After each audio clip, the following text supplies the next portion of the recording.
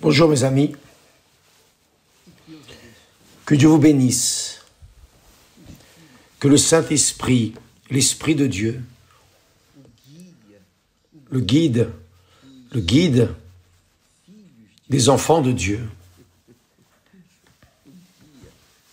le guide de ceux que Jésus a sauvés,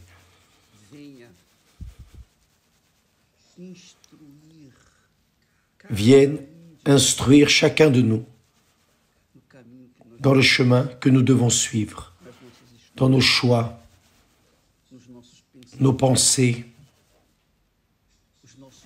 nos yeux, nos cœurs, qu'ils viennent régner vraiment, vraiment, dans chacun de nous, pour que nous sachions quelle est sa bonne et agréable volonté pour chacun de nous. Nous avons parlé hier de la malice,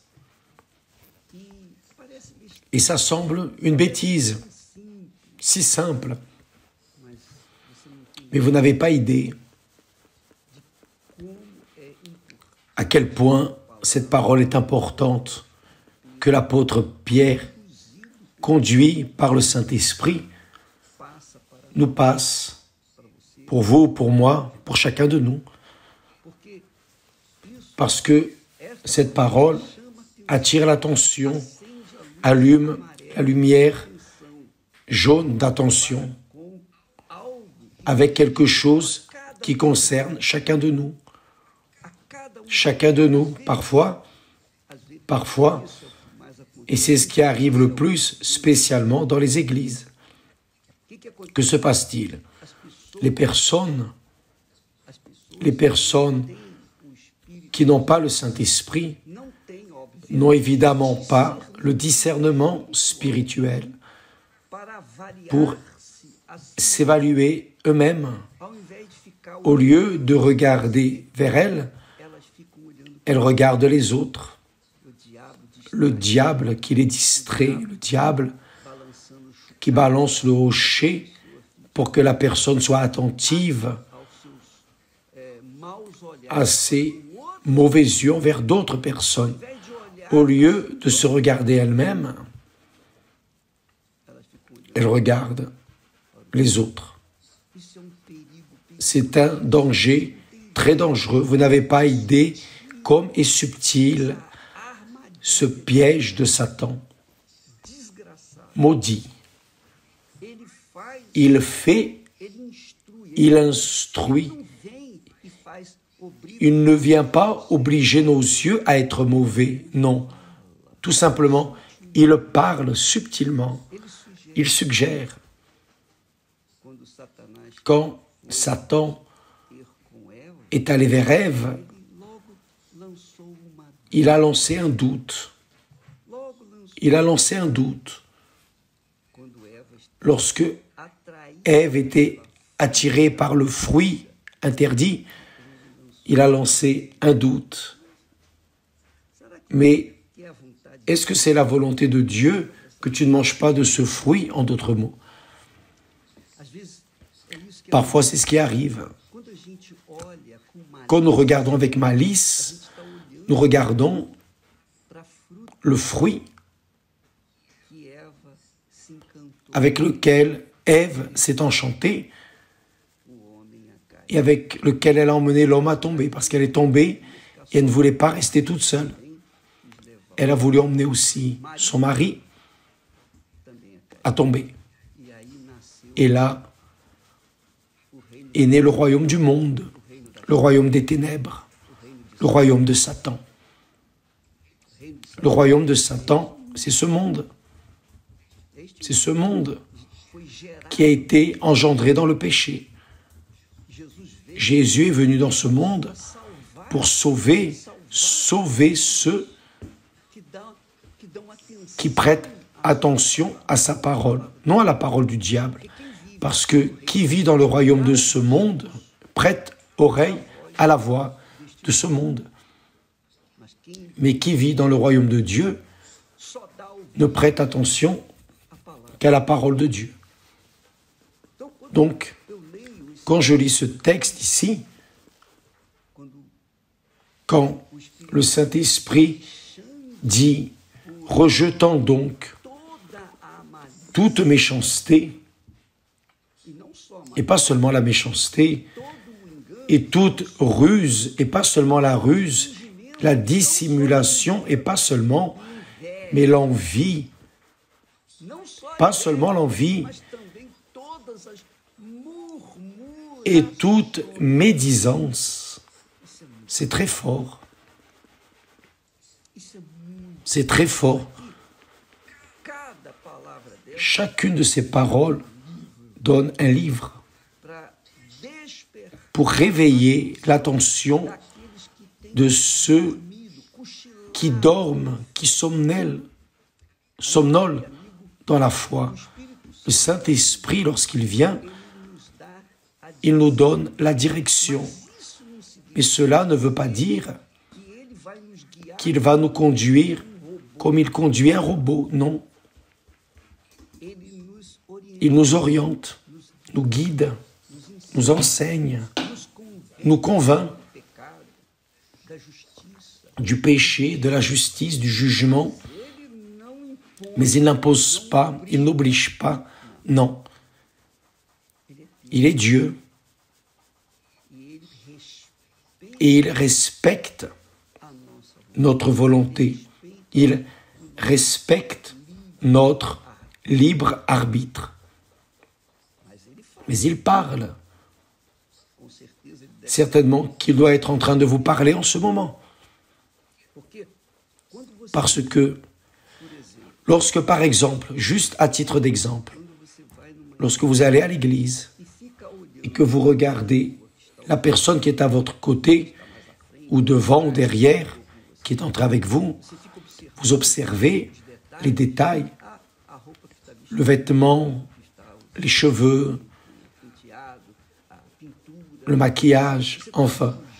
Vous regardez la manière de la personne, vous observez, c'est ce que le diable veut. C'est exactement ça que le diable veut. Il veut que nous soyons distraits avec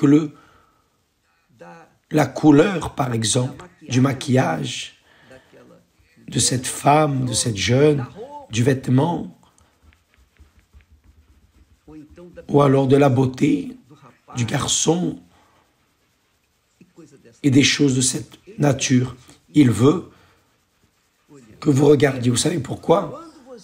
Quand vous observez, immédiatement, il amène ses suggestions et naît alors la curiosité. Une chose amène l'autre. Donc, c'est ce que le diable veut. Il veut dévier vos yeux de la parole de Dieu. Il veut dévier vos oreilles de la voix de Dieu. Il ne veut pas que vous prêtiez attention à la parole. Il ne veut pas que vous prêtiez attention à la lettre de la chanson, de l'hymne que vous chantez. Il veut que vous entriez dans cette sensation, cette émotion de la mélodie. Et quand vous naviguez dans l'émotion de la mélodie sans considérer l'esprit de la parole de cette mélodie, vous entrez en transe, vous pleurez, vous êtes ému, et alors vous pensez que cela est le Saint-Esprit. Non, mes amis, ce n'est pas, vraiment pas, ce n'est vraiment pas. Le Saint-Esprit, c'est la parole, la pensée, c'est la vérité, la lumière. Il n'y a rien de sensationnalisme. Il n'y a rien d'émotion. Il y a la raison, le raisonnement. Vous pensez, vous pesez, vous évaluez. Quand le Saint-Esprit vient, il nous fait il nous mène à penser, raisonner. Par exemple, cette parole, quand Pierre dit « Rejetant donc toute méchanceté ». Comment vient la méchanceté, la malice? La malice vient quand on commence à observer, noter curieusement le fruit suspendu, le fruit de l'enfer, le fruit qui fait la personne goûter la désobéissance à la parole de Dieu. Donc, avant de regarder les autres, regardez-vous vous-même.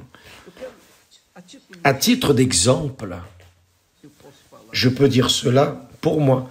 Je ne peux pas parler pour les autres.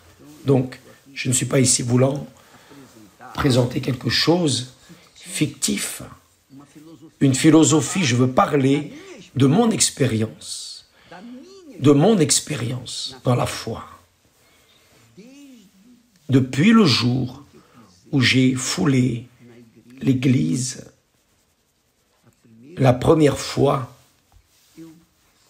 j'ai commencé à penser à ce qui était écrit, à penser dans la parole de Dieu, que ce soit l'hymne que je chantais, la parole prêchée, le pasteur parlait, et j'allais confirmer dans la Bible si c'était en accord avec ce qui était écrit, ce qu'il disait.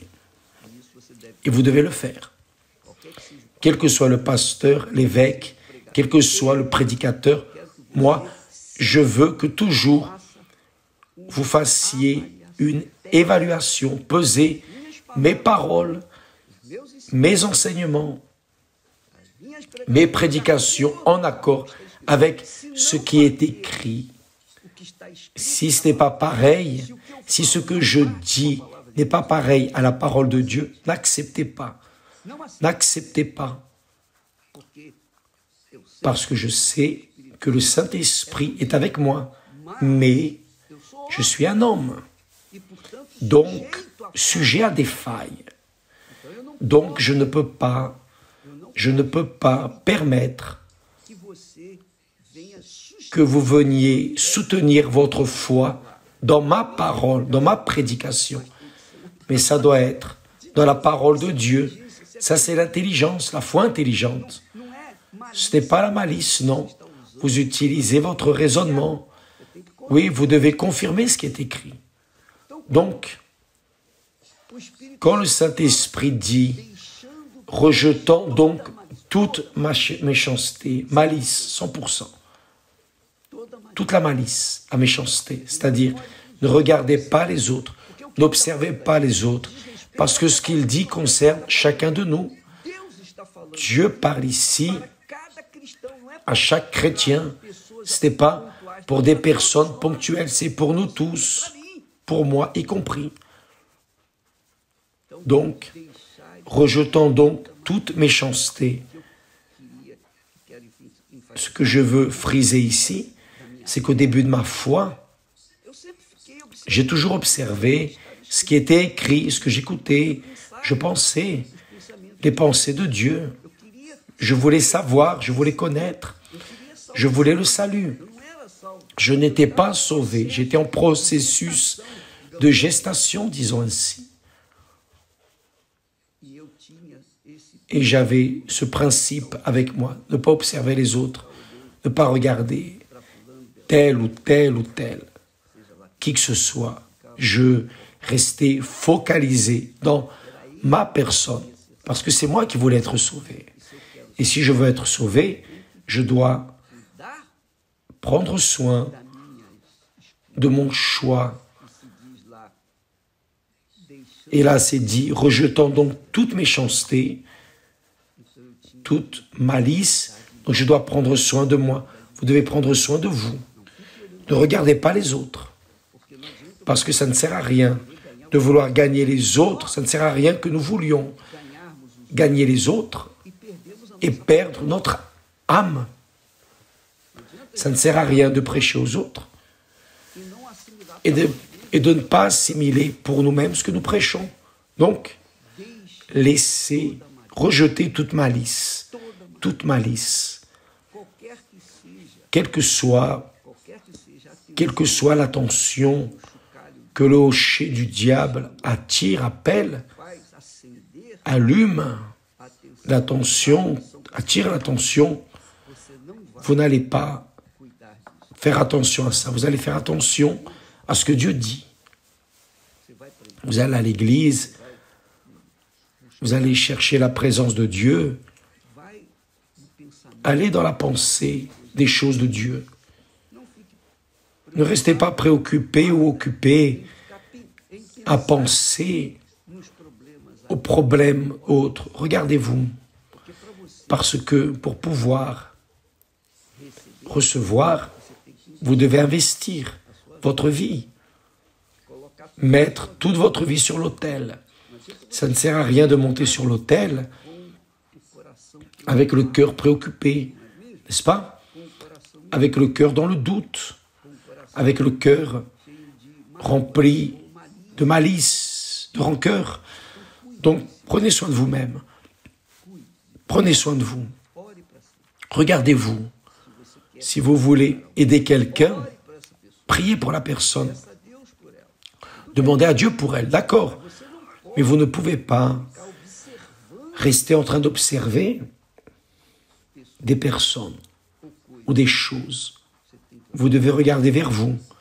Parce que le salut, mes amis, notre salut a coûté le sang de notre Seigneur et Sauveur Jésus-Christ. C'est très précieux. Elle est très riche. Elle est infiniment riche. Et ce n'est pas facile. Ce n'est pas facile. Ce n'est pas en sambant que les personnes auront le royaume de Dieu. Non. Jésus a dit que le royaume de Dieu, depuis les temps de Jean-Baptiste, est pris avec violence. Vous devez, ce n'est pas la violence contre les autres. Vous devez violenter vous-même. Vous devez violenter votre jeu, vos désirs, vos sensations, vos convoitises, vos rêves personnels, vos projets pour ce monde. Vous devez investir dans votre projet pour l'éternité, non pour ce monde. Donc, cela vaut la peine de prendre soin de vous-même.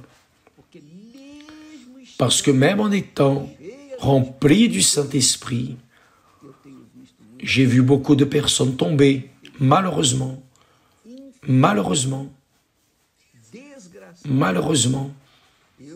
J'observe parce que nous sommes là dans la lutte pour gagner l'âme des personnes qui viennent jusqu'à nous, pour les mener à une conscience de foi intelligente. Donc, prenez soin de vous. Ne laissez rien dévier vos yeux de vous-même et de l'auteur de la foi, qui est Jésus. Rejetant donc toute méchanceté et toute ruse, la dissimulation, l'hypocrisie, la jalousie. Regardez la vie des autres. Ah, tel, j'aimerais aussi avoir. Ne faites pas ça. Regardez vers vous. Oh mon Dieu, que veux-tu de moi? Que ta volonté soit faite dans ma vie. Que ta volonté soit faite dans ma vie. Et ce que tu me donneras, je te rends grâce. Envie, avoir l'envie. Vous savez ce qui se passe? Laissez-moi vous dire une chose. Le diable suscite la jalousie. Le diable amène cette sensation. Tu vois, ce frère-là a une voiture comme ça, une vie comme ça, une maison comme ça, de l'argent, ceci, cela et encore ça. Et toi, qu'est-ce que tu as? Donc il veut lancer un doute. pour que vous pensiez, oui, je n'ai pas ce qu'il a. Et là, vous commencez à vouloir ce qu'il a. Sauf que vous ne savez pas ce que l'autre personne, peut-être, elle est perdue, elle est satisfaite avec la richesse de ce monde. Et Jésus dit, comme il est difficile pour les personnes qui confient dans leur richesse d'hériter le royaume de Dieu, ou d'entrer dans le royaume, ou d'hériter le royaume de Dieu. Parce que les personnes confient dans ce qu'elles voient, touchent les richesses. Mais ça, c'est un autre sujet. Ce que je veux focaliser, pour ne pas oublier, ne regardez pas les autres. Parce que si vous regardez les autres, certainement que cela va susciter de la malice, des tromperies, de la jalousie, y compris des médisances dont nous parlerons un autre jour. D'accord? Avez-vous compris? Je sais que vous avez compris. Vous savez pourquoi vous avez compris? Parce que le Saint-Esprit vous a parlé en vous, vous a convaincu.